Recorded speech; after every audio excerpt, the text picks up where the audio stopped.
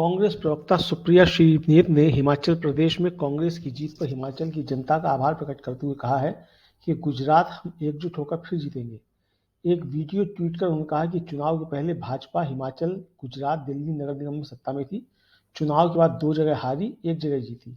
भाजपा राजस्थान, छत्तीसगढ़, उत्तर प्रदेश, उड़ीसा में उपचुनाव में भी हारी है।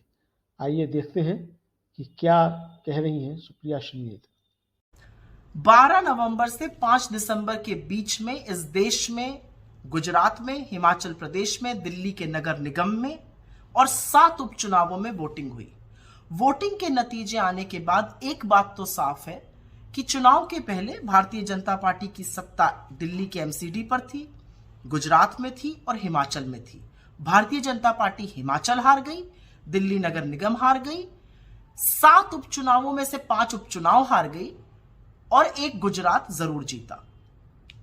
तो हार और जीत का जो रेशियो है वो 3:1 का है। हारी है उपचुनाव हिमाचल और दिल्ली एमसीडी, जीती है गुजरात। गुजरात की प्रचंड जीत है, बिल्कुल प्रचंड जीत है, उसकी बधाई देते हैं। लेकिन क्योंकि गुजरात की जीत का सेहरा मोदी जी के सिर पर बांधा जा रहा है, तो यह भी बोला जाएगा कि गुजरात में चुनाव जीतने के बावजूद भी स्थिति जस की तस है। 40 लाख लोग बेरोजगार हैं, 1.5 लाख परिवार गरीबी की सीमा रेखा के नीचे हैं, 22 पेपर लीक हुए हैं, 150 लोगों की मौत का कारण क्या था मोरबी में, कौन गुनहगार है ये किसी को पता ही नहीं है। महंगाई से लोग जूझ रहे हैं, बेरोजगारी से लोग जूझ रहे हैं, वो स्थिति जस की तस बनी हुई है। पर क्योंकि सेहरा मोदी जी को बांधा जा रहा है, ये सवाल पूछे जाएंगे। खैर, अब आते हैं हिमाचल पर। देवभूमि की देवतुल्य जनता ने हमको अपना आशीर्वाद दिया है, 40 सीटों से बढ़िया बहुमत हासिल किया है। भाजपा की सिर्फ 18 सीटें ही नहीं कम हुई हैं, 6% वोट में भी गिरावट आई है। हमने तो खैर चुनाव मूल मुद्दों पर लड़ा था, चाहे वो पुरानी पेंशन स्कीम हो, अग्निवीर की खिलाफत हो, सेब बागानों की बात हो और बेरोजगारी से जूझते लोगों को राहत देने की बात हो। लेकिन सवाल यह जरूर बनता है कि हिमाचल का चुनाव भी मोदी जी ने अपने ही चेहरे पर वोट मांगा था, अपनी आत्मीयता बताते थे हिमाचल से, तो ठीकरा उनके सर पे क्यों नहीं फोड़ा जा रहा है? और तो और भाजपा के राष्ट्रीय अध्यक्ष श्री जेपी नड्डा जी का तो ये गृह राज्य क्षेत्र है, उन्होंने बड़ी मनमानी से इधर उधर टिकट बांटे थे।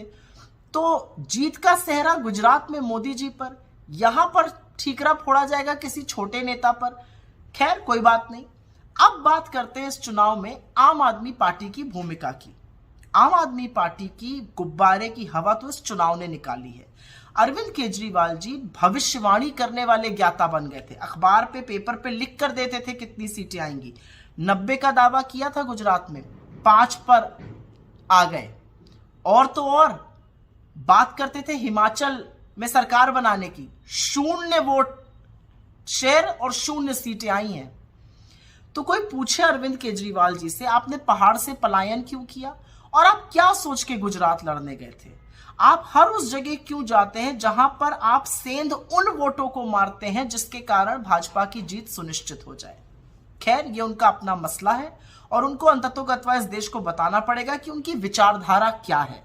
वो क्यों बलात्कारियों की रिहाई पर चुप हो जाते हैं, वो क्यों ड्रग्स पे चुप रहते हैं, वो क्यों दंगों पर चुप रहते हैं, वो क्यों बुलडोजर चलने पर चुप रहते हैं, लोग पूछना चाहते हैं अब। और दिल्ली की जनता ने आपको एक बहुत बड़ा सबक सिखाया। ऐसे वैसे नहीं जिताया दिल्ली की जनता ने। दिल्ली की जनता ने आपको इसलिए जिताया है क्योंकि आप एक क्षेत्रीय दल है, आप अपनी जिम्मेदारी का निर्वाह अच्छी तरह से दिल्ली में कर पाइए, इसलिए दिल्ली की जनता ने जिताया है, क्योंकि आपकी आदत है दोषारोपण करने की और इधर उधर की बातें करने की। खैर, जो उपचुनाव हुए उसमें से 2 को छोड़कर 5 उपचुनाव भारतीय जनता पार्टी हार गई।